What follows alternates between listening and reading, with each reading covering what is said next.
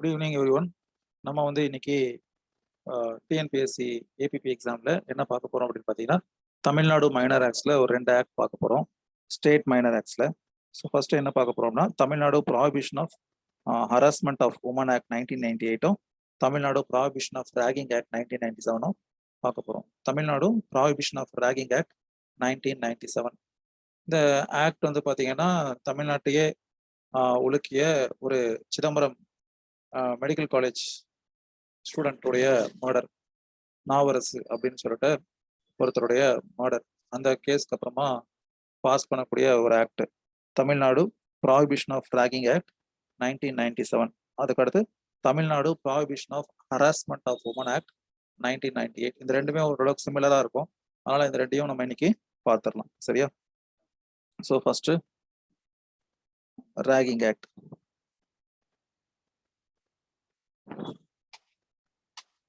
Tamil Nadu prohibition of ragging act 1997 பார்த்தீங்கன்னா டோட்டலாக it has 9 sections. இந்த act it got the assent of governor of Tamil Nadu on 14th February 1997. Tamil Nadu prohibition of ragging act 1997. இதோடைய objective அல்லது long title என்ன அப்படின்னு பார்த்தீங்கன்னா, an act to prohibit ragging in the educational institutions in the state of Tamil Nadu. So அப்போ கல்வி நிலையங்களில் இந்த ராகிங்கை என்ன பண்றது, ப்ராஹிபிட் தடை செய்வதற்காக உருவாக்கப்பட்ட சட்டம். சரியா? ஸோ இந்த ஆக்டுடைய ஃபர்ஸ்ட் பார்த்தீங்கன்னா செக்ஷன் 1 to 9, மொத்தமே 9 செக்ஷன்ஸ் தான். Section 1 short title, extent and commencement. Short title, இந்த ஆக்டுடைய பேரு extent, it extends to the whole of the state of Tamil Nadu அப்படின்னு சொல்லி இருக்கு. அண்ட் இந்த ஆக்ட் பார்த்தீங்கன்னா ரெட்ரோஸ்பெக்டிவா நடைமுறைக்கு வந்த ஒரு act. Even though it got the assent of the Governor of Tamil Nadu on 14th February 1997, it shall be deemed to have come into force on the 19th day of December 1996. சரியா? இந்த act நடைமுறைக்கு வந்த தினம் என்ன அப்படின்னு பார்த்தீங்கன்னா 19th December 1996. Tamil Nadu prohibition of ragging act 1997, act number 7 of 1997. Section 2 பார்த்தீங்கன்னா definition. இந்த டெஃபினிஷன்ல ராகிங் அப்படிங்கிறத தான் டிஃபைன் பண்ணியிருப்பாங்க. ஏன்னா இந்த சட்டமே to prohibit ragging, so you should know what is ragging. So section 2 என்னன்னு பார்த்தீங்கன்னா definitions. In this act unless the context otherwise requires, ragging means என்ன அப்படின்னா display of noisy disorderly conduct doing any act which causes or is likely to cause physical or psychological harm or raise apprehension of fear or shame or embarrassment to a student in any educational institution and includes அப்படின்னு சொல்றாங்க. First they are defining it generally and then two they are again further subdividing it. So first என்ன சொல்றாங்க, ragging அப்படின்னாலே ஏதோ ஒரு செயல், display of noisy or disorderly act or conduct, disorderly act ஒரு ஒழுங்கீனமான ஒரு செயல். அதனால என்ன ஆகுது அப்படின்னு பார்த்தீங்கன்னா it causes that psychological or physical harm or raise apprehension, ஒரு பயத்தை உண்டாக்கக்கூடிய ஒரு விஷயம், ஒரு அவமானத்தையோ அல்ல ஏதோ ஒரு வகையில to a student in any education institutions and includes அப்படின்னு சொல்றாங்க. So the victim of this act should be a student of an education institution. நம்ம இப்போ என்ன பார்த்துட்டு இருக்கோம்னா Tamil Nadu prohibition of ragging act 1997 பார்த்துக்கிட்டு இருக்கோம். இதுல மொத்தம் 9 செக்ஷன் இருக்கு. இப்போ செக்ஷன் 2 டெஃபினிஷன் டிஸ்கஸ் பண்ணிக்கிட்டு இருக்கோம். இந்த செக்ஷன் இது பாத்தீங்கன்னா this act is enacted to prohibit ragging in the educational institutions of state of Tamil Nadu. So அப்போ இந்த இதுல ஒரே ஒரு டெஃபினிஷன் என்னன்னா ராகிங். ராகிங் என்பது என்ன அப்படின்னா to display any noisy or disorderly conduct doing or any act which causes physical or psychological harm, which causes physical or likely to cause physical or psychological harm அல்லது raise apprehension, ஒரு பயத்தை உண்டாக்குது, of fear or shame or annoyance or embarrassment, apprehension of fear or shame or embarrassment to any student in educational institution and includes. அப்போ இந்த ஆக்டை பொறுத்த வரைக்கும் victim யாரா இருக்க முடியும் அப்படின்னு பார்த்தீங்கன்னா நிச்சயம் ஒரு கல்வி நிலையத்தில் பயிலும் மாணவர்களாக இருக்க வேண்டும். இந்த ஆக்டுடைய லாங் டைட்டில் அப்ஜெக்டிவ் என்னன்னு பார்த்தோம், to prohibit ragging in the premises of educational institutions அப்படிங்கிறத பார்த்தோம் இல்லையா. an act to prohibit ragging in the educational institutions. So அதை தடை செய்வதற்காக ராகிங்கை கல்வி நிலையங்கள்ல தடை செய்வதற்காக. அப்ப செக்ஷன் 2ல ராகிங் அப்படிங்கறது சொல்லப்பட்டு and includes a teasing, abusing of playing practical jokes on causing hurt to such students or asking the students to do any act or perform something which student will not in the ordinary course willing to do. அப்போ அதை செய்யக்கூடிய நபர் ஒரு டீசிங்கோ இல்ல அபியூசிவா அல்லது playing practical joke அப்படிங்கிற பேர்ல அந்த நபரை காயப்படுத்துவது ஒன்று. இன்னொன்னு அந்த விக்டிமையே மேல சொன்ன விஷயங்கள் எதையாவது செய்ய சொல்றது, கம்பல் பண்றது. நார்மல் சர்க்கம்ஸ்டான்சஸ்ல அந்த நபர் செய்யக்கூடாத ஒரு விஷயங்களை பப்ளிக் பிளேஸ்ல ட்ரெஸ்ஸை டிஸ்ரோவ் பண்ணிட்டு நீ டான்ஸ் ஆடு, வசூல் ராஜா படத்துல வர மாதிரி என்ன பண்ண டான்ஸ் ஆடு, அப்படி போடு அப்படின்னு டான்ஸ் ஆடு. இதெல்லாம் வந்து ஒரு நார்மல் சர்க்கம்ஸ்டான்சஸ்ல ஒரு ஸ்டூடெண்ட் வந்து என்ன பண்ண மாட்டார் ஒரு கம்பல்ஷன் இல்லாம. ஸோ ரேகிங்னா என்னங்கிறத சொல்லிட்டு it includes teasing and other act of causing practical joke, abusing அப்படிங்கிறத சொல்லிடுறாங்க by the offender or asking the victim to compel something which he ordinarily does not do so. So இதுதான் வந்து section 2ல definition of ragging, ஞாபகம் வச்சுக்கோங்க. Then section 3 prohibition of ragging. Ragging within or without any educational institution is prohibited அப்படின்னு சொல்றாங்க. So அப்போ educational இன்ஸ்டிடியூஷன்ல தடை செய்யப்படுற ragging தான் இதோட அப்ஜெக்டிவ் இந்த ஆக்ட்ல. ஆனா இப்போ செக்ஷன் 3 வந்து with regard to prohibition of ராகிங்ல என்ன சொல்றாங்க, to prohibit ragging within or without any educational institutions அப்படின்னு சொல்றாங்க. அப்படின்னா என்ன அர்த்தம்? ஃபார் எக்ஸாம்பிள், ஒரு கல்வி நிலையத்தின் வாசலில் இருக்கக்கூடிய ஒரு பேருந்து நிலையத்தில் பேருந்திற்காக காத்துக்கிட்டு இருக்காங்க ஒரு ஸ்டூடெண்ட்ஸ். அப்போ இந்த விக்டிம் யாரு அப்படிங்கிறது தான் இங்க ஒரு முக்கியமான ஒரு விஷயம். ஒரு கல்வி நிலையத்துல ஒரு ஸ்கூலா இருக்கலாம், இல்ல ஒரு காலேஜா இருக்கலாம். அப்போ அந்த கல்வி நிலையத்துடைய தொடர்புடைய ஏதாவது ஒரு இடத்துல அவர்கள் பள்ளிக்கூடத்திற்கு போகும் பொழுதோ அல்ல போய்கிட்டு வரும் பொழுதோ இல்ல அவங்க ஒரு டியூஷன் சென்டர்ல இருந்து போயிட்டு வரும்போதோ எக்ஸெட்ரா எக்ஸெட்ரா. எஜுகேஷனல் இன்ஸ்டிடியூஷன்ஸ் தான் கல்வி பயிலக்கூடிய சொல்லித்தரக்கூடிய ஒரு இடம், சரியா? So it is not necessarily it should be within the premises of educational institutions. அதுதான் வந்து செக்ஷன் 3ல ப்ராஹிபிஷன் ஆஃப் ராகிங் அப்படிங்கிற ஆஸ்பெக்ட்ல சொல்லப்பட்டிருக்கு. Ragging within or without any educational institutions is prohibited, தடை செய்யப்பட்டிருக்கு. Then section 4 penalty for ragging. Penalty for ragging. Whoever directly or indirectly commits, participates in, abets தூண்டி விடுதல் or propagates பிரயோகப்படுத்துறது ragging within or without any educational institution shall be punished with imprisonment for a term which may extend to 2 years and shall also be liable to fine which may extend to 10,000 rupees. So section 4 is penalty for ragging. இதுல என்ன சொல்லப்பட்டிருக்கு, யாரெல்லாம் அந்த ragging அப்படிங்கறது இதுல ஈடுபடுறாரோ அவருக்கு 2 வருடங்கள் வரைக்கும் சிறை தண்டனையோ அல்லது 10,000 ரூபாய் வரைக்கும் அபராதமோ விதிக்கப்படும் அப்படின்னு சொல்லப்பட்டிருக்கு. அந்த ராகிங்கை எப்படி செய்தாலும் சரி, directly or indirectly, either he himself commits or he participates.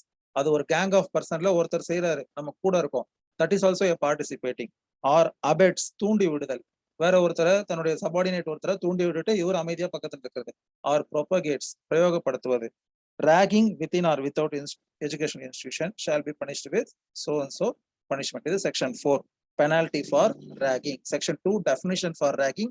Section 3, prohibition of ragging. Section 4, punishment for ragging. Sorry, penalty for ragging. Section 5, dismissal of student. So அப்போ ragging பண்ணிருக்காரு அப்படின்னா அவருக்கு ஒரு இன்ட்ரீமா ஒரு பனிஷ்மெண்ட் கொடுக்கணும் இல்லையா? அது என்ன அப்படின்னு பாத்தீங்கன்னா, that is like a disciplinary proceeding. ஒரு public அத்தாரிட்டியா other than taking penal action you will also be subjected to disciplinary action. அதேதான் section 5 இங்க என்னன்னா dismissal of student.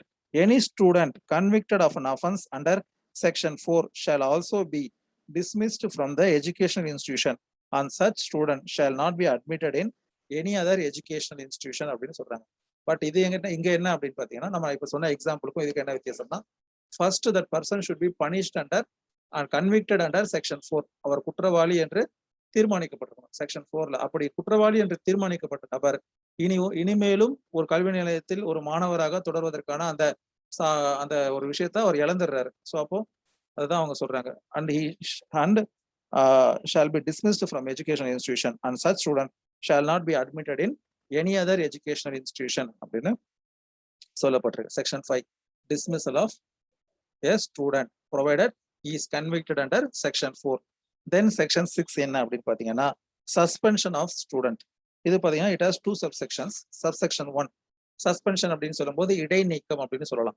Subsection 1, without prejudice to the foregoing provisions, whenever any student complaints of ragging to the head of an educational institution or to any other person responsible for an management of the educational institution, such head of the educational institution or person responsible for the management of the educational institution shall inquire into the same immediately, and if found true, shall suspend the student who has committed the offense from the educational institution.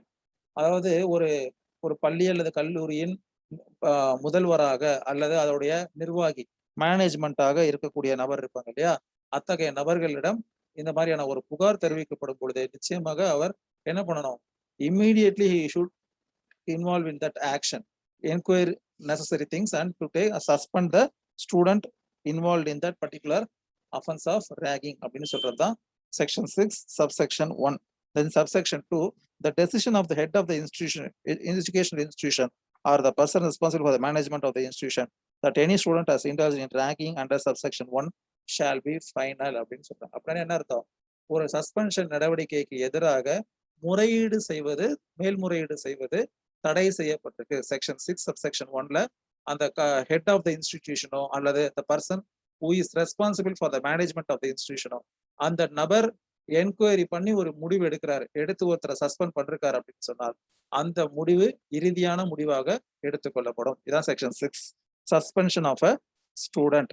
Section 7 என்ன அப்படின்னு பாத்தீங்கன்னா, ஒரு சிலர் யார் இந்த section 6 violate பண்ணிருக்காங்களோ, either that management, that person who is responsible for the management of the institution or the head of the institution, ஒருவர் தான் செய்ய வேண்டிய கடமையை செக்ஷன் 6 கீழே செய்யல அப்படின்னா he would be deemed to be an abettor அப்படின்னு அர்த்தம். சரியா, அவரும் இதுல நம்ம செக்ஷன் 4ல பார்த்தோம் இல்லையா, அந்த பெனால்டி ஃபார் ராகிங், அதுல எவர் ஒருவர் directly or indirectly commits, participates, abets or propagates அப்படின்னு சொல்லி பார்த்தோம் இல்லையா.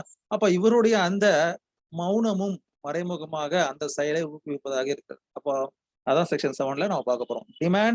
Deemed abetment. எது டீம்டு அபேட்மெண்ட் அப்படின்னு பாத்தீங்கன்னா, if the head of the educational institution or the person responsible for the management of the education institution fails or neglects to take action in the manner specified in subsection 1 of section 6 when a complaint of ragging is made, such person shall be deemed to have abetted the offense of ragging and shall be punished as provided in section 4 அப்படின்னு சொல்லப்பட்டிருக்கு. Section 4ல அந்த நபர்களுக்கு என்ன தண்டனை, அந்த 2 வருட தண்டனை plus 10,000 ரூபாய் அபராதம் அப்படின்னு பார்த்தோம் இல்லையா, அதே தண்டனை இந்த நபர்களுக்கும் பொருந்தும். இதுதான் section 7. Then section 8, power to make rules. State government, subsection 1, the state government may make rules for carrying out all or any other purposes of this act. So அப்ப அந்த அதிகாரம் யாருக்கு இருக்குன்னு பாத்தீங்கன்னா மாநில அரசிற்கு இருக்கிறது. Then subsection 2, all rules made under this act shall be published in the Tamil Nadu Government Gazette, and unless they are expressed to come into force on a particular day, shall come into force on the day on which they are so published அப்படின்னு சொல்றாங்க. அப்ப இது சம்பந்தமான விதி ஏதாவது வகுக்கப்பட்டிருக்கு அப்படின்னா அதை Tamil Nadu கவர்மெண்ட்டுடைய official கேசட்ல publish பண்ணணும். அதுலயே என்றைய தேதியிலிருந்து அந்த நடைமுறைக்கு வரணுங்கிறதையும் தெரிவிச்சிருக்கணும். அப்படி தெரிவிக்காத பட்சத்தில் அது என்று பப்ளிஷ் செய்யப்பட்டதோ அன்றைய தேதியிலிருந்து நடைமுறைக்கு வந்ததாக எடுத்துக்கொள்ளப்படும். Then subsection 3, every rule made under this act shall, as soon as possible after it is made, be placed on the table of the legislative assembly, and if before the expiry of the session in which it is so placed or the next session the assembly makes any modification in any such rule, or the assembly decides that the rule should not be made, the rule shall thereafter have effect only in such modified form or be of no effect as the case may be. So, however, that any such modification or annulment shall be without prejudice to the validity of anything previously done under that rule. அதாவது ஏதோ ஒரு விதி வகுத்திருக்காங்க, அந்த விதி வந்து அந்த assembly session முடியறதுக்கு முன்னாடி அது பாஸ் ஆயிருக்கணும். அப்படி பாஸ் ஆகலைன்னா ஏற்கனவே என்ன விதி இருந்ததோ அதுதான் அந்த செயலுக்கு பொருந்தும், புது விதி பொருந்தாது. ஸோ புது விதி வந்து அனைத்து சபை உறுப்பினர்களால் அந்த இது என்ன மெஜாரிட்டி தேவையோ அது பாஸ் பண்ணி ஏற்றுக்கொள்ளப்பட்டால் அந்த புது விதி நடைமுறைக்கு வரும். அப்படி இல்லாத பட்சத்தில் அந்த ஏற்கனவே என்ன விதிகள் இருந்ததோ அது படி நடவடிக்கை எடுக்கப்படும் அப்படின்னு சொல்றாங்க. இதெல்லாம் section 8, power to make rules. சரியா, section 9, repeal and savings.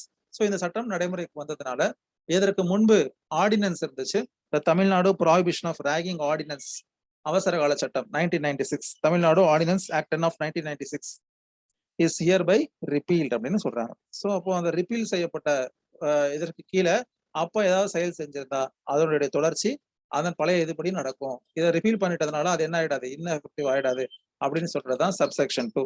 Notwithstanding any such repeal, anything done or any action taken under the ordinance shall be deemed to have been done or taken under this act அப்படின்னு சொல்லப்பட்டிருக்கு. இதுதான் section 9. So மொத்தம் 9 செக்ஷன்கள் இருக்கு.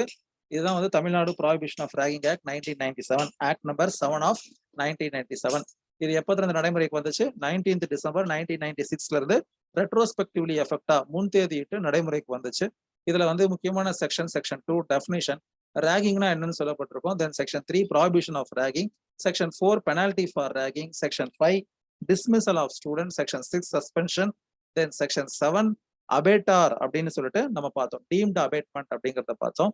தென் section 8 is power to make rules by the state government, and then section 9 is repeal and saving. சரியா? Then next will move on to next act பார்க்கறதுன்னு சொல்லியிருந்தோம் இல்லையா? The Tamil Nadu prohibition of harassment of women act 1998, act number 44 of 1998. அப்ப பெண்களை harass பண்றத தடை செய்வதற்காக பயன்பாட்டிற்கு வந்த சட்டம். இதோடைய அப்ஜெக்டிவ் என்ன அப்படின்னு பாத்தீங்கன்னா, இதோடைய நோக்கம் என்ன அப்படின்னு பாத்தீங்கன்னா, eve teasing in public places, statement of object and reason.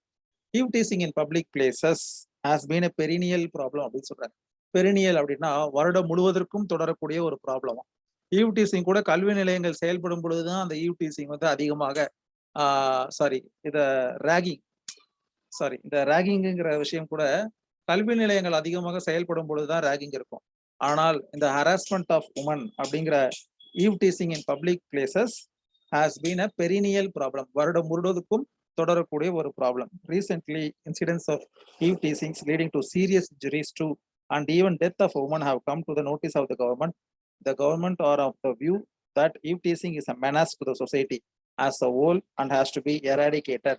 அதை களைய வேண்டும் அப்படிங்கிற அந்த தீர்மானத்தில் அரசு இருப்பதால் with this in view the government decided to prohibit eve teasing in the state of Tamil Nadu. அப்ப the Tamil Nadu prohibition of harassment of women அப்படிங்கிற இது வந்து பாத்தீங்கன்னா எதை தடை செய்வதற்காக கொண்டு வரப்பட்ட ஒரு விஷயம், ஈவ் டீசிங்கை தடை செய்வதற்காக கொண்டு வரப்பட்ட விஷயம். சரியா? இதோடைய லேட்டஸ்ட் அமெண்ட்மெண்ட் வந்து 2002ல கொண்டு வரப்பட்டிருக்கு. Tamil Nadu prohibition of harassment of women amendment act number 39 of 2002 அப்படின்னு சொல்லிட்டு 2002ல தான் ஒரு மேஜர் சேஞ்சஸை இந்த ஆக்ட்ல கொண்டு வந்திருக்காங்க. தென் இது ஆக்டை கொண்டு வர்றதுக்கு முன்னாடி அந்த அவை கூடாத காரணத்தினால ஃபர்ஸ்ட் ஆர்டினன்ஸா ப்ரொமல்கேட் பண்றாங்க. During 1998 Tamil Nadu ordinance number 4 of 1998 அப்படின்னு சொல்லிட்டு ஆர்டினன்ஸ் ப்ரொமல்கேட் பண்றாங்க. அந்த ஆர்டினன்ஸ் வந்து கவர்னரால 30th July 1998 ப்ரொமல்கேட் பண்ணப்பட்டிருக்கு. And then later it has been replaced by this permanent act or permanent law. So இதுதான் வந்து இதற்கான அந்த முன்னோடி statement of objects and reasons. சரியா? an act to prohibit eve teasing in the state of Tamil Nadu. அவருடைய long title அல்லது objective என்னன்னா an act to prohibit eve teasing in the state of Tamil Nadu. இதுக்கு முன்னாடி பார்த்ததுல an act to prohibit ragging in the educational institutions in the state of தமிழ்நாடுன்னு பார்த்தோம். இது வந்து to prohibit eve teasing in the state of Tamil Nadu. சரியா? Then section இதுல வந்து எத்தனை செக்ஷன் இருக்கு அப்படின்னு பாத்தீங்கன்னா டோட்டலி there are 10 sections. போனதுல 9 sections இருந்துச்சு, இதுல 10 sections. Section 1 is short title, extent and commencement.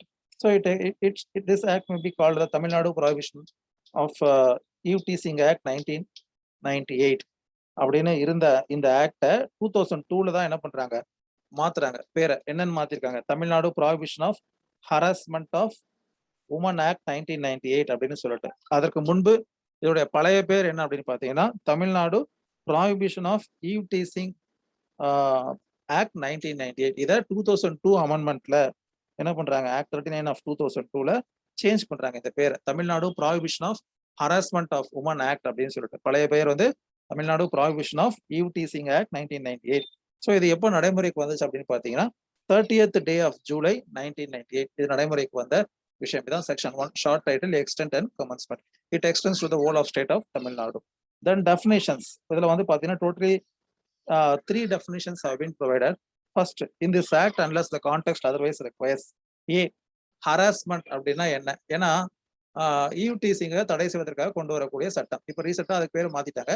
அப்ப ஹராஸ்மெண்ட் உமனை தடை செய்வதற்காக கொண்டு வரப்பட்ட சட்டம். அப்ப ஹராஸ்மெண்ட்னா என்ன அப்படின்னு தெரியணும்னா எதெல்லாம் ஹராஸ்மெண்ட் ஆகும் அப்படிங்கிற ஒரு விஷயம் இருக்கு. ஒரு ஸ்டூடெண்ட் இருக்காங்க, அவங்களுக்கு ரெக்கார்ட்ல மார்க் கம்மியா போட்டிருக்காங்க. அது ஹராஸ்மெண்ட் ஆகுமா? அது ஆகாது இல்லையா? That is for her performance she deserve something. அப்ப எதெல்லாம் ஹராஸ்மெண்ட் ஆகும் அப்படின்னு சொல்லும்போது, harassment means any indecent contact or act by a man which causes or is likely to cause intimidation, fear, shame or embarrassment, including abusing or causing hurt or nuisance to or assault அப்படின்னு சொல்லப்பட்டிருக்கு. So இங்க பாருங்க, இந்த ஆக்டை பொறுத்த வரைக்கும் the offender would definitely be a male. அதுதான் வந்து நீங்க தெரிஞ்சுக்க வேண்டிய ஒரு விஷயம். என்ன சொல்லப்பட்டிருக்கு ஏல, harassment means any indecent conduct or act by a man. இதை எப்படி இன்டர்பிரட் பண்ணணும்னா, an indecent conduct by a man or an act by a man. அதாவது ஒருவருடைய நடத்தை இன்டீசென்ட்டாக இருப்பது அல்லது ஒருவருடைய செயல் இன்டீசென்ட்டாக இருப்பது. சரியா? by a man which causes or is likely to cause intimidation, ஒரு அச்சுறுத்தலாக, fear, ஒரு பயத்தை உண்டாக்குதல், shame, அவமானத்தை உண்டாக்குதல், or embarrassment, including abusing or causing hurt or nuisance to or assault. சரியா? ஒரு காயம் உண்டாக்கக்கூடிய ஒரு செயலோ அல்லது ஒரு nuisance அல்லது assault உண்டாக்கக்கூடிய செயலோ அந்த ஒரு ஆணின் செயல் ஹராஸ்மெண்ட் அப்படின்னு டிஃபைன் பண்றாங்க. 2A. Then 2B, public service vehicle shall have the same meaning as defined in clause 35 of section 2 of Motor Vehicles Act 1998. Then C, words and expressions but not defined used but not defined under this act shall have the meanings assigned to them in the IPC 1860 Act 45 of 1860 அப்படின்னு சொல்லப்பட்டிருக்கு. So இப்போ motor வெஹிக்கிள்ல ஒருத்தர் harassment பண்ணாலும் that also amounts to harassment. அதுக்காக தான் அதுல vehicle, public service வெஹிக்கல்னா என்ன அப்படிங்கறத அந்த ஆக்ட்ல 2 சப்செக்ஷன் 35 2 கிளாஸ் 35ல சொல்லப்பட்டிருக்கு. அதுதான் வந்து public service vehicle then words. So harassment மட்டும் நீங்க தெரிஞ்சுக்கணும். என்னது? It is either an indecent contact or indecent act of a man which causes or is likely to cause intimidation, fear, shame or embarrassment, including abusing or causing hurt or nuisance or assault அப்படின்னு சொல்லப்பட்டிருக்கு. சரியா? Then section 3 அதே பார்த்த மாதிரி தான். அதுல என்ன பார்த்தோம்? செக்ஷன் 3ல ப்ராஹிபிஷன் ஆஃப் ராகிங் அப்படின்னு பார்த்தோம் இல்லையா? இங்க prohibition of harassment of women. Harassment of women at any place is prohibited. சரியா? எந்த இடத்துலயும் சரி பெண்களை என்ன பண்ணக்கூடாது? ஹராஸ் பண்ண கூடாது. Then 4 section 4 penalty for harassment of women. இது எல்லாமே 2002ல சேஞ்சஸ் கொண்டு வந்தாங்க. Section 4, 4A, 4B and 4C. இதுல செக்ஷன் 4 என்னங்கிறது penalty for harassment of women. whoever commits or participates in or abets harassment of women in or within the precincts of any educational institutions, temple or other place of worship, bus stop, road, railway station, cinema, theater, park, beach, place of festival, public service vehicle or vessel or any other place shall be punished with imprisonment for a term which may extend to 3 years and with fine which shall not be less than 10,000 rupees அப்படின்னு சொல்றது. அப்ப போன இதுல வந்து up to 2 years and fine up to which may extend to 10,000 rupees அப்படின்னு பார்த்தோம். இங்க imprisonment up to 3 years and fine which shall not be less than 10,000 rupees. So minimum 10,000 rupees fine வந்து இந்த ஆக்டுக்கு கீழே வரக்கூடிய ஒரு விஷயம். சிம்பிளா சொல்ல போறதா எந்த இடத்துலயும் என்ன பண்ணக்கூடாது? ஹராஸ்மெண்ட்டை பண்ணக்கூடாது அப்படிங்கிறது தான் இதுல சொல்லப்படக்கூடிய ஒரு விஷயம். whoever commits, யாராவது ஒருவர் ஹராஸ்மெண்ட் செய்யக்கூடிய அந்த செயலில் ஈடுபட்டாலோ அல்லது பார்ட்டிசிபேட்ஸ், அங்கம் வகித்தாலோ, ஒரு 3 பேர் இருக்கக்கூடிய ஒரு டீம்ல ஒருத்தர் பண்ணிக்கிட்டு இருப்பாரு, மத்த 2 பேர் அதை தடுக்காம சிரிச்சுக்கிட்டு அவரை ஊக்கப்படுத்திக்கிட்டு இருப்பாங்க. ஸோ அப்போ அந்த பார்ட்டிசிபேட்ஸ் ஆர் அபெட்ஸ் தூண்டி விடக்கூடிய ஒரு செயல் or within the presence of any educational institutions எங்கெல்லாம் பண்ணா அது உமன் ஹராஸ்மெண்ட் ஆகும் அப்படின்னு சொல்லும்போது லாஸ்டா ஒரு வார்த்தை சொல்லிட்டாங்க. என்ன வார்த்தை அப்படின்னு பாத்தீங்கன்னா எனி அதர் பிளேஸ் அப்படின்னு சொல்லிட்டு. So the place is immaterial, whether it is confined place or it is a open place or it is a closed place or it is a private place or public place அப்படிங்கிறதுலாம் அனாவசியமான ஒரு இது. சரியா? So இதுதான் section 4 penalty for harassment of woman. Then section 4A harassment death. harassment death அப்படின்றது என்னன்னா, இப்ப நம்ம இந்த ஹராஸ்மெண்ட் பண்றதுனால outcome is the death of that woman.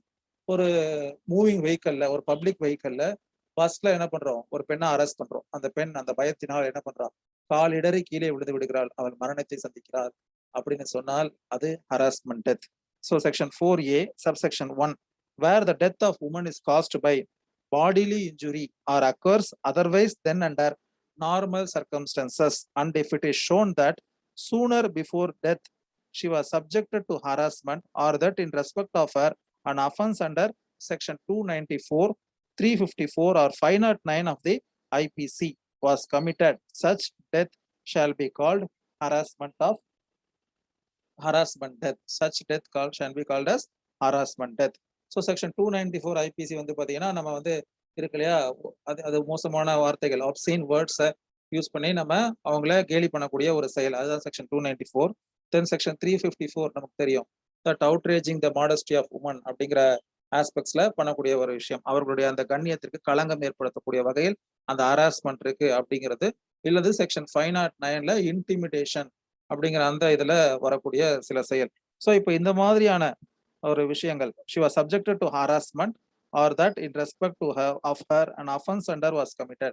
So ஏதோ ஒரு வகையில் அவர் ஹராஸ்மெண்ட்டுக்கு உள்ளாயிருக்கிறார், அல்லது அவருக்கு எதிராக இந்த 3 செக்ஷன்ல ஏதோ ஒரு குற்றம் செய்யப்பட்டிருக்கிறது, that is soon before her death அப்படின்னு சொன்னால், and then the death of woman is caused by a bodily or injury or occurs otherwise than under normal circumstances, ஒரு சாதாரண மரணமாக இல்லாமல் ஒரு அசாதாரணமான மரணம், இயற்கைக்கு மாறான ஒரு மரணமாக இருந்தால் அப்போ என்ன அப்படின்னு பாத்தீங்கன்னா, it was committed, such death shall be called harassment death. இதான் subsection 1 of section 4A. Then subsection 2, notwithstanding anything contained in section 4, whoever commits harassment death and if the act by which the death is caused, 1, if it is done with the intention of causing death or of causing bodily injury or as is likely to cause death, shall be punished with imprisonment of either description for a term which may extend to imprisonment for life and with fine which shall be not less than 50,000 rupees. அப்போ நம்மளுடைய தெரிந்து இந்த செயலின் முடிவு இதுதான் அப்படின்னு தெரிஞ்சு ஒரு ஹராஸ்மெண்ட்டா பண்றோம் அப்படின்னு இருந்தால், அதன் விளைவாக அந்த மரணம் ஏற்பட்டால், அந்த மரணத்தை அந்த ஹராஸ்மெண்ட் டெத்தை உண்டாகின நபருக்கான தண்டனை என்ன அப்படின்னு பாத்தீங்கன்னா, ஆயுள் தண்டனை அல்லது 50,000 ரூபாய்க்கு குறையாமல் அபராதம் அப்படின்னு சொல்றதுதான் சப்செக்ஷன் 2ல இருக்கக்கூடிய class 1. Then 2 is done with the knowledge that it is likely to cause death. So போன இது என்ன அப்படின்னு பாத்தீங்கன்னா, class 1 with the intention to cause death, அதுக்கும் likely to cause death, மரணம் நிச்சயம் அப்படின்னு சொல்றதுக்கும் மரணம் ஒரு விளைவாய் இருக்கலாம் அப்படின்னு சொல்றதுக்கும் ஒரு வித்தியாசம் இருக்கு. So it is likely to cause death அப்படின்னு சொன்னால், or of causing such bodily injury as is likely to cause death shall be punished with imprisonment of either description for a term which may extend to imprisonment for life, shall be punished with imprisonment for either description for a term which may extend to 10 years and with fine which shall not be less than 50,000 rupees. அப்போ நாலேஜா ஒருத்தருக்கு இருக்கு இதனால் மரணம் உண்டாகும் அப்படின்னு சொன்னால், அதற்கான தண்டனை 10 வருடம் வரைக்கும் எக்ஸ்டெண்ட் பண்ணக்கூடிய ஒரு சிறை தண்டனையும் அல்லது 50,000 ரூபாய் வரைக்கும் அபராதமும் விதிக்கப்படலாம். நாட் லெஸ் தென் 50,000, 50,000 ரூபாய்க்கு குறை இல்லாமல் அபராதம் விதிக்கப்படும். சரியா? Then 3 is rash or negligent shall be punished with imprisonment of either description for a term which may extend to 10 years and with fine which shall not be less than 25,000 rupees அப்படின்னு சொல்லப்பட்டிருக்கு. ரேஷ் and negligent act அப்படின்னு சொல்றது என்ன? ஒரு பெண்களுடைய ஒரு போக்குவரத்து வாகனம் ஒரு கூட்டமா இருக்கு, அந்த பெண் வந்து படிக்கட்டுல பயணம் செஞ்சு கொண்டிருக்கிறார். அப்போ ஒரு நபர் என்ன பண்றாரு, ஒரு 2 வீலர் எடுத்து போயிட்டு ஒரு ஸ்டண்ட் காட்டுறாரு. க்ளோசர் டு த அந்த பாதை, அவங்க வண்டி அந்த எங்க தொங்கிட்டு இருக்காங்களோ அது பக்கத்துல போயிட்டு ஒரு சடன் பிரேக் போடுறது, ஒரு வீலிங் போடுறது, இல்ல இந்த மாதிரியான ஒரு ரேஷ் அண்ட் நெக்லிஜென்ட் ஆக்ட். அதனால் ஏற்பட்ட பயத்தின் காரணமாக அந்த பெண் என்ன பண்றாங்க, கை தவறி கீழே விழுந்துடுறாங்க. That is also would be covering under 4A 2 class 3, because that rash and negligent act caused the harassment to the woman such as to cause bodily injury and subsequently she dies not in a natural circumstances அப்படின்னு சொல்லும்போது அது harassment death அப்படிங்கிற ஆஸ்பெக்ட்ல வரும். சரியா? அப்ப இதுல வந்து என்ன கேட்டகரி இருக்குன்னு பாத்தீங்கன்னா, 3 வகையான கேட்டகரி இருக்கு. ஃபர்ஸ்ட் ஹராஸ்மெண்ட் டெத்னா என்ன அப்படிங்கறத 4A சப்செக்ஷன் 1ல டிஃபைன் பண்ணிருக்காங்க. என்னது அப்படின்னு பார்க்கும்போது ஃபர்ஸ்ட் டிஃபைன் பண்ணிருக்காங்க. அதுக்கப்புறமா 3 வகையான பனிஷ்மெண்டா அதை பிரிக்கிறாங்க. That is done with intention அப்படின்னா life imprisonment and fine of minimum 50,000 rupees. ரெண்டாவது knowledge of causing the such harassment death அப்படின்னு சொன்னா அதுக்கு வந்து 10 years வரைக்கும் imprisonment and minimum of 50,000 fine. அதுக்கடுத்து மூணாவது category, that act is neither intentional nor knowledgeable but it is rash and negligent அப்படின்னு சொன்னால் அதற்கான தண்டனை என்ன அப்படின்னு பாத்தீங்கன்னா, அதற்கான தண்டனை வந்து shall be punished with imprisonment of either description for a term which may extend to 10 years and fine which shall not be less than 25,000 rupees அப்படின்னு சொல்றாங்க. ஸோ இதற்கும் 10 வருடம் வரைக்கும் சிறை தண்டனை வழங்கலாம் மற்றும் 25,000 ரூபாய்க்கு குறையாமல் அபராதம் விதிக்கலாம். இது செக்ஷன் 4A. இதெல்லாமே எப்போ கொண்டு வராங்க அப்படின்னு பாத்தீங்கன்னா 2002 அமெண்ட்மெண்ட்ல ஆக்ட் 39 ஆஃப் 2002 அப்படின்ட்டு கொண்டு வராங்க. 4A. Then 4B harassment suicide. Harassment டெத்துக்கும் ஹராஸ்மெண்ட் சூசைடுக்கும் வித்தியாசம் இருக்கிறது. பொதுவாகவே சூசைட் அப்படின்னு சொல்லும் பொழுது ஒருவன் வாழ்க்கையை முடித்துக் கொள்வதற்கு யாரோ ஒருவர் காரணமாக இருக்கும் பொழுது அபேட்மெண்ட் ஆஃப் சூசைட் அப்படின்னு சொல்லிட்டு செக்ஷன் 306ல பொதுவாக நம்ம கேஸ் ஃபைல் பண்றத பார்த்திருப்போம். ஹராஸ்மெண்ட் சூசைட் அப்படிங்கறத செக்ஷன் 4Bல சொல்லப்பட்டிருக்கு. Subsection 1, if any woman commit suicide and it is shown that, ஞாபகம் வச்சுக்கோங்க என்ன வார்த்தை உபயோகப்படுத்திருக்குன்னு பாருங்க. அண்ட் இட் இஸ் ஷோன் தட்ன்னு இருக்கு, என்ன சொல்லல, and it is proved that அப்படின்னு சொல்லல. அப்போ ஒரு நீதிமன்றத்திற்கு ஒரு விஷயம் ஒரு ஒரு ஆரம்ப கட்ட ஒரு இது இருந்தாலே போதுமானதாக கருதப்படும் அப்படிங்கிறது தான் இந்த இதுக்கான ஒரு விஷயம். சரியா? And it is shown that அப்படின்னு சொல்லப்பட்டிருக்கு. So if any woman commit suicide and it is shown that soon before her death she was subjected to harassment by any person or that in respect of her an offense under section 294, as I already discussed, section 294, section 354 or 509 of the IPC was committed, such suicide shall be called the harassment suicide and such person shall be deemed to have abated the suicide. அந்த பெண்ணுடைய மரணத்தை தூண்டிவிட்டதாக அத்தகைய நபர் கருதப்படுவார் அப்படின்னு சொல்றாங்க. Subsection 2, notwithstanding anything contained in section 4, whoever abets harassment suicide shall be punished with imprisonment of either description for a term which may extend to 10 years and with fine which shall not be less than 50,000 rupees அப்படின்னு சொல்றாங்க. 10 வருடங்களுக்கு குறையாமல் 10 வருடங்கள் வரைக்கும் சிறை தண்டனையும் 50,000 ரூபாய் குறைந்தபட்ச அபராதமும் விதிக்கப்படும். provided a person would be deemed to be an abatement of suicide of such woman if she has committed harassment suicide. அப்ப அவளுக்கு ஹராஸ்மெண்ட் நடந்திருக்கு soon before her death. அதான் இதுக்கான வார்த்தை. கிட்டத்தட்ட டவுரி டெத்ல கூட இதே வார்த்தை தான் வரும். நீங்க டவுரி ப்ராஹிபிஷன் எடுத்து பார்த்தாலும் சரி, இல்ல செக்ஷன் 304B ஆஃப் ஐபிசில டவுரி டெத் எடுத்து பார்த்தாலும் சரி, டவுரியினால அந்த வரதட்சணை கொடுமையினால் ஒரு பெண் இறந்து விட்டார் என்று சொன்னால் அவளது மரணத்திற்கு சிறிது காலத்திற்கு முன் sooner before her death she would have been subjected to dowry harassment அப்படின்னு இருக்கும். ஏன்னா அது ரொம்ப முக்கியம். that closer proximity to the offense done or the end result அப்படிங்கிறது. ஒரு நபர் கல்யாணமாகி 7 வருஷத்துக்குள்ள ஒரு பெண் தற்கொலை பண்ணிக்கிட்டா then it is a presumption that the reason of her death is a dowry death அப்படின்னு சொல்லிட்டு நம்ம பார்த்திருப்போம்.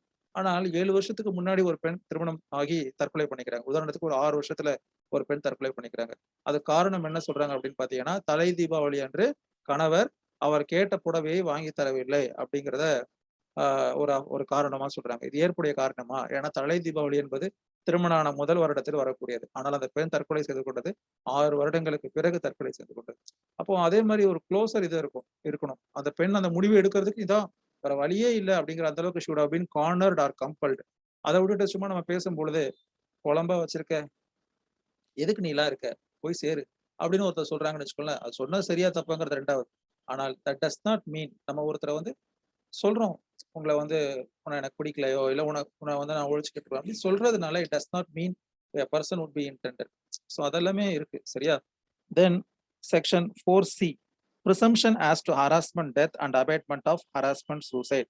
When the question is whether any person has caused harassment death or abated harassment suicide of a woman, அதாவது section 4Aலயோ இல்ல 4Bலயோ ஒரு offence செய்யப்பட்டிருக்கு அப்படின்னா அதுக்கு என்ன ப்ரிசம்ப்ஷன் அப்படின்றத செக்ஷன் 4Cல சொல்றாங்க. சரியா? when the question is whether any person has caused harassment death or abated harassment suicide of a woman, the court shall, unless the contrary is proved, presume that such person has caused an harassment death or abated the harassment suicide as the case may be, when it is shown that before her death such woman had been subjected to harassment or in respect of her an offense was committed under section 295, 354 or 509 of the IPC and bodily injury was caused in furtherance of such harassment or commission of the said offense by or at the instance of that person and it resulted in death or suicide as the case may be of that woman அப்படின்னு சொல்லப்படுது. burden of proof வந்து நார்மலா it would be on the prosecution. burden of proof வந்து normally it would be on the prosecution, but in the case பொறுத்த வரைக்கும் it would be shifted to the person who is accused provided that அந்த initial burden prove பண்ணா போதும். என்ன அந்த initial burden?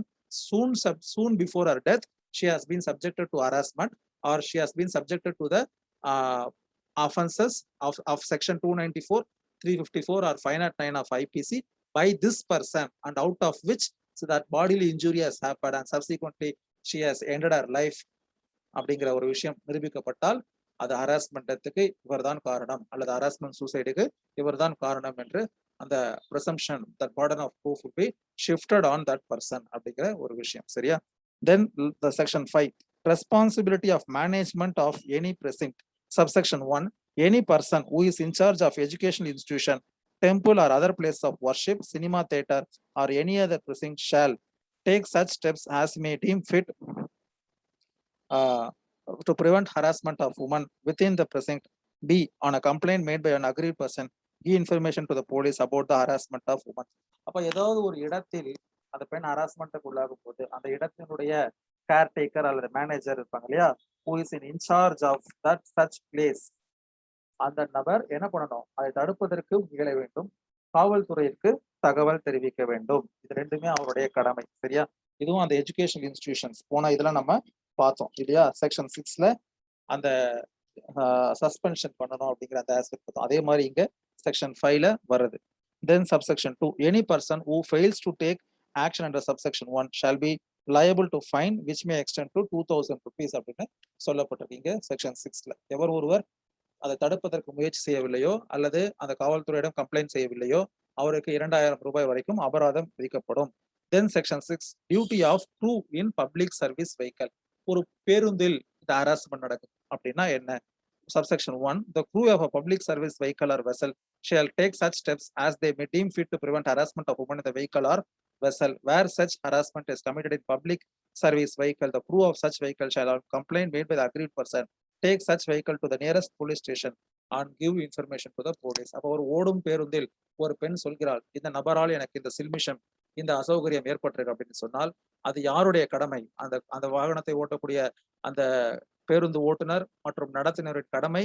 அவர் அந்த வண்டியை அருகிலுள்ள ஒரு காவல் நிலையத்திற்கு எடுத்து சென்று அங்கு தகவல் தெரிவிக்க வேண்டுவது அவருடைய கடமை. செக்ஷன் 6. செக்ஷன் 5 எப்படி அந்த இடத்தின் பொறுப்பாளருடைய கடமையோ அல்லது செக்ஷன் 6 ஒரு பொது வாகனத்தை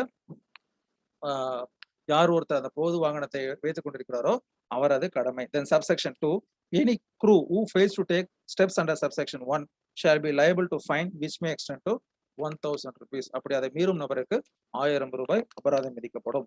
Then section 7 deemed abatement அப்படின்னு சொல்லப்பட்டிருக்கு. அதுல என்ன அப்படின்னு பாத்தீங்கன்னா subsection 1 where any vehicle or vessel is used in the commission of any offense punishable under section 4, 4A or 4B. அதாவது அந்த வாகனத்தில் பொது வாகனத்தில் ஒரு பொது பேருந்துன்னு வச்சுக்கோங்களேன், அந்த பொது பேருந்தில் என்ன நடக்குது? பொது பேருந்தில் அந்த ஹராஸ்மெண்ட் டெத்தோ அல்லது ஹராஸ்மெண்ட் சூசைடோ நடந்துருது. 4A இல்லது 4B அல்லது செக்ஷன் 4ல அந்த ஹராஸ்மெண்ட் நடந்துருது. அப்போ அப்படின்னா the driver of such vehicle or vessel shall unless the contrary is proved be deemed to have abetted the offense. அவர்களும் இதை தூண்டிவிட்டதாக அர்த்தம் கொள்ளப்படுவார்கள் under section 4, 4A or 4B as the case may be and shall be punished with imprisonment for a term which may extend to 3 years and fine which shall be not less than 5,000 rupees. 3 வருடங்கள் வரைக்கும் சிறை தண்டனையும் 5000 ரூபாய்க்கு குறையாமல் அபராதமும் அவருக்கு விதிக்கப்படும். Then subsection 2 the vehicle or vessel specified in subsection 1 shall be confiscated unless the owner of such vehicle or vessel proves that such vehicle or vessel was used in committing harassment of woman without his knowledge. Public service vehicle பொதுமக்களுடைய பயன்பாட்டிற்கு பயன்படுத்தக்கூடிய ஒரு பேருந்தோ அல்லது ஒரு வேனோ அல்லது அந்த கம்பெனியுடைய இதா கூட இருக்கலாம். அந்த பொதுமக்கள் அந்த எம்ப்ளாயி ஆர் அல்லது அதில் பயன்படுத்தக்கூடிய நபர்களுடைய காரணத்திற்காக பயன்படுத்தக்கூடிய ஒரு வெஹிக்கிளாக இருந்தால் அப்ப அந்த நபர்கள் அதை செய்தால் அவர்களுக்கு செக்ஷன் 7ல டீம்டு அபேட்மெண்ட் அப்படின்னு சொல்றாங்க. Then section 7A order to pay compensation. The court may when awarding a sentence under section 4, 4A or 4B, order the accused to pay by way of compensation such amount as specified in the order to the person who has suffered any loss or injury or disability or mentally agony by reason of the act which the accused person has been so sentenced to or to her legal heir. அப்ப அந்த பாதிக்கப்பட்ட நபருக்கோ அல்லது அவர்களுடைய அந்த வாரிசுகளுக்கோ அவர் வந்து என்ன பண்ணலாம், இழப்பீடு கொடுப்பதற்கு உத்தரவு பிறப்பிக்கலாம் அப்படின்னு சொல்றாங்க. சரியா? By way of compensation such amount as may be specified in the order. This is incorporated under section 7A, order to pay compensation. Section 8, operation of other laws not affected. So அப்போ இந்த ப்ரொவிஷன்ஸ்ல இருக்கக்கூடிய இந்த ஆக்ட்ல இருக்கக்கூடிய ப்ரொவிஷன்ஸ்லாம் in addition to but not in derogation of any law for the time being in force, மற்ற சட்டங்களுக்கு முரணானதாக எடுத்துக்கொள்ளக்கூடாது. இது section 8ல சொல்லப்பட்டிருக்கு. Section 9, power to make rules. போன இதுல நம்ம பார்த்தோம் இல்லையா, செக்ஷன் 9ல செக்ஷன் 8ல பார்த்தோம் power to make rules. Section 9ல ரிப்பீல் அண்ட் சேவிங்னு பார்த்தோம். அதே இது இங்க செக்ஷன் 9ல இங்க கொடுக்கப்பட்டிருக்கு. அதுக்கு அடுத்து செக்ஷன் 10ல இது வந்து ரிப்பீல் அண்ட் சேவிங் அப்படிங்கிற கொடுக்கப்பட்டிருக்கு. இது ரெண்டுமே போன இதுல வரக்கூடிய விஷயம். So that's all for today's class. Thanks for your